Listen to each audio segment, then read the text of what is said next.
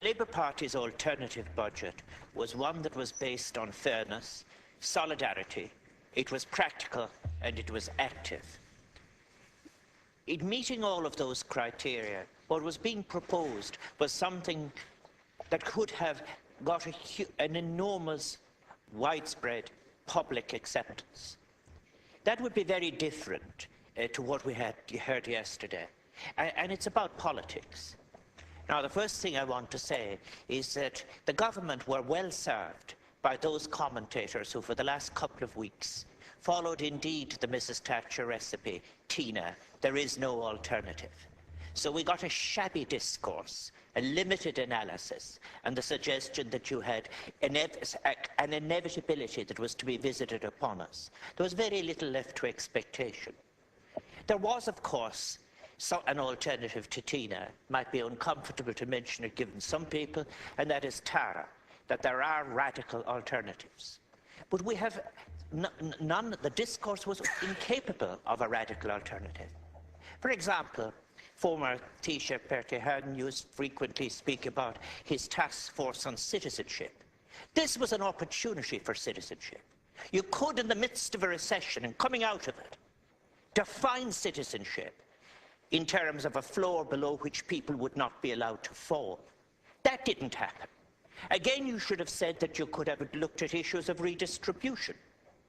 Instead of any concept of redistribution, instead of a political economy that would include macroeconomics, that was beyond fiscal adjustment, what we got was a tawdry notion that there were certain steps that were the only steps and that these had to be taken. We got a disgraceful suggestion that somehow or another the entire population had created our problem. In fact, in the more recent weeks, you couldn't speak at all about how we came to be here.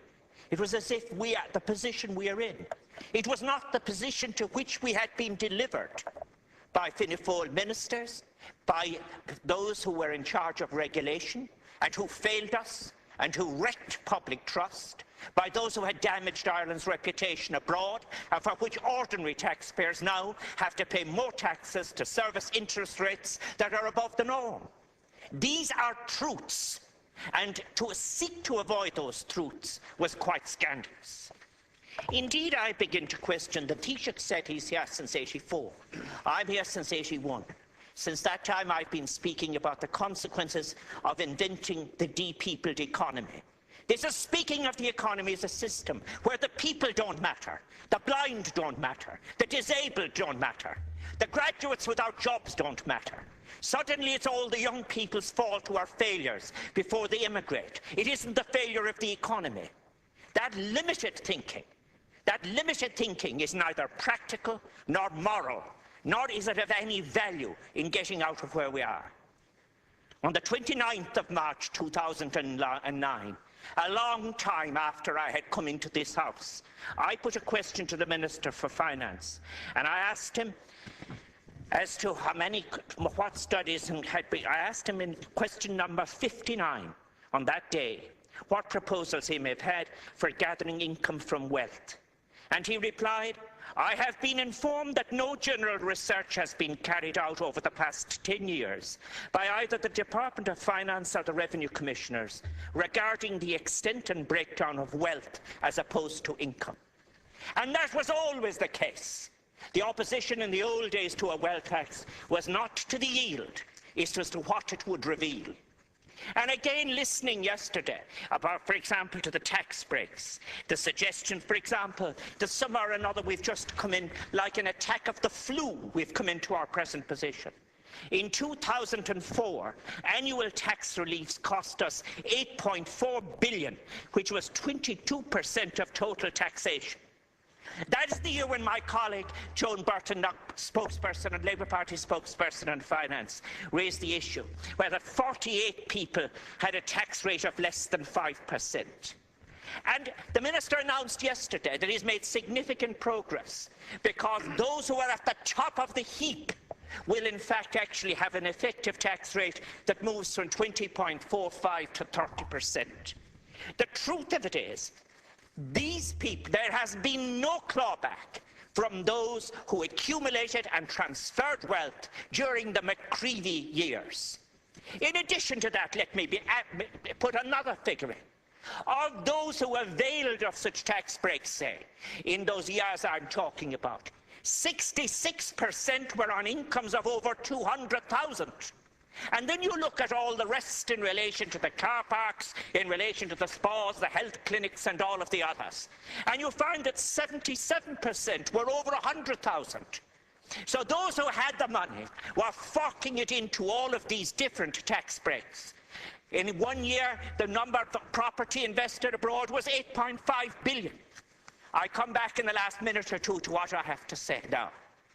Are any of these really paying for this adjustment, as it is called, what is in fact a gross mismanagement of the economy? Are any of these people really, at this stage, facing such an adjustment in the name of citizenship, to use an Ahern phrase? So that, for example, those who were quickest and deepest into the trough might in fact pay a fair share in getting us into a new concept. And I'm sick and tired of people being described as economists on television and otherwise, in a public service broadcasting system that does not offer economic alternatives, but rather goes along with the drift of the inevitable. And they, in that what is very, very important is, what kind of an analysis is made? I think that in relation to all of this, quite frankly, when it all quietens down, the suggestion that you say to the most vulnerable and the broken, when you say to the widows and the children and so forth, when you say to them, you now have to pay for all of this because it has to be. It's bad thinking. And really, I was mentioning about the economics. It's fascinating. When someone from the right-wing school, the paradigm that has failed, comes on, the subtitle in the interview is economist. When someone with the same qualifications offering an equal agenda comes on, the name of the trade union is put underneath it. It's as if we have a high priesthood of failure. The very same people who couldn't analyse the property bubble, who couldn't speak about our dependency on one source of revenue, are precisely the people who now say the poorest of the poor must be among those who are pushed to the front to pay for our adjustment. What a tragedy we are not using this recession to build citizenship, to have an active kind of politics that will put all the mechanisms for the job creation, the task forces before the green economy, task forces in the creative economy. Instead of cutting carers, recognise carers as work, doing a deal with the public service unions and the private sector to share work, create new work, talk about the working day, have in fact a decent society. Instead of a society that is deep into a drink problem, instead of insisting that, you could do all those things for citizenship. But the high priesthood of the Commentariat, no more than the minister in here, have had either the moral courage, the ability, or the commitment to speak about what would have been a genuine alternative. Labour's alternative. That was fair, that was in solidarity, that was effective, that was active, and that could have offered hope.